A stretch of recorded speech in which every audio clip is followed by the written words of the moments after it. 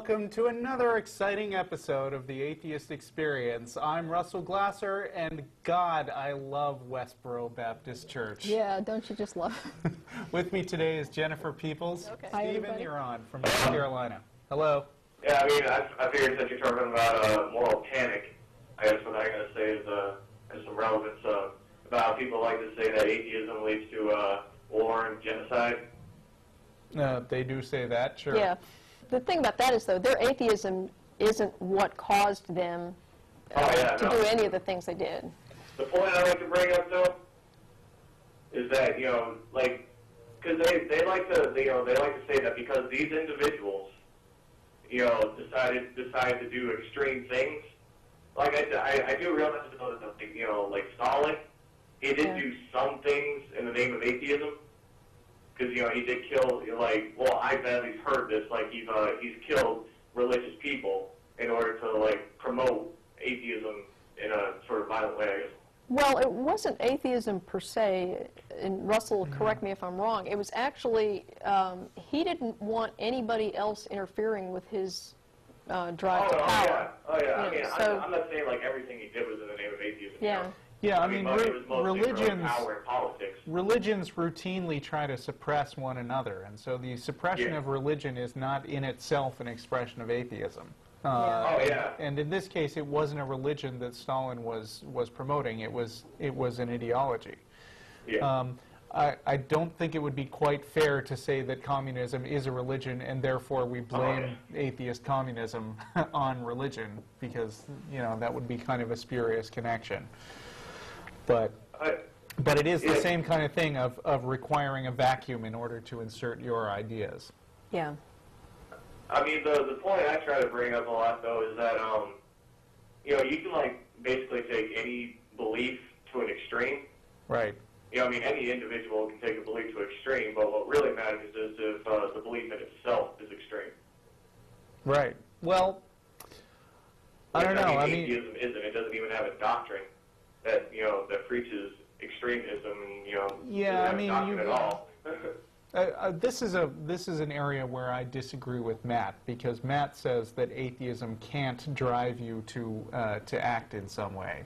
That's what I'm saying, though. It's atheism in no way can cause you to be extreme. Well, I mean, we've had this disagreement on the nonprofits. I'm actually of the opinion that if in the generic sense, faith can be blamed for certain actions, then not having faith can induce you to act in other ways. I'm not with you there. Sometimes religion, not only is the justification, but the inspiration for criminal acts. Yeah. But I mean, it's just that but I'm not going to blame the religion if the religion is not extreme. Well, you might. I mean, it depends on what the religion says. And I think that you can take Christianity, though. Right. I know a lot of people like to bring up the Old Testament, but I mean, I would have to agree with the Christians, though, that Jesus does pretty much imply that the Old Testament laws don't. That's not what he said. In fact, he implies the opposite. In fact, he directly states the opposite. At one point, he says, "I have not come to change." 5:17. Yeah, I guess. I haven't memorized it by chapter and verse. Yeah, I mean, it's the problem I have with that verse, though, is that, right after he says that, he ends up listing off the Ten Commandments and a few times refers to them as the law. Uh-huh, yeah. And, I mean, he does say throughout the New Testament, to keep, to obey the Ten Commandments. So that's why I'm kind of thinking that, maybe he was just referring to the Ten Commandments. No, I mean, that's that not what would he be said. kind of a narrow reading of the verse. Yeah. I mean, what he actually said was, "I have not come to change one bit of the law," and it would seem like one of those extreme contortions to say, "Oh, by the law he only meant this specific part of the Old Testament." Oh yeah. I mean, I get what you're saying. He doesn't make it clear when he says that. Whether or not he's referring to everything in the Old Testament, or if he's just referring to specific things. Just what I was saying, though, is that, right after he says that, though, he ends up listing off the Ten Commandments. Mm-hmm. Okay. Okay. So what do you... But I mean, I can't agree with you that that Christianity doesn't lend itself to extremism. I mean, it has a central doctrine that people that people are evil and deserve to be tortured forever unless they have a specific belief in that this. is true. Yeah.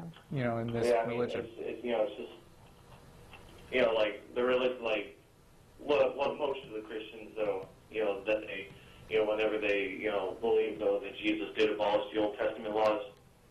They're most of the time they're not going to be going out, slaughtering people or anything. Right. Well, but I mean that only proves that people can have varying degrees of extremism with respect to any particular religion. I mean, there are moderate Muslims that I respect a lot, but there are also the batshit crazy fly planes into building types.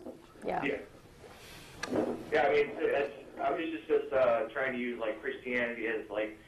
An example of where I personally don't really think it's an extreme religion.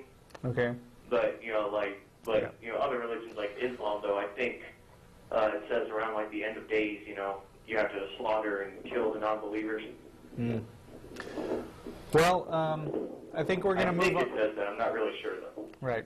Okay, well, thanks for calling, Steve, and I think we're going to move on to some local callers, so see ya.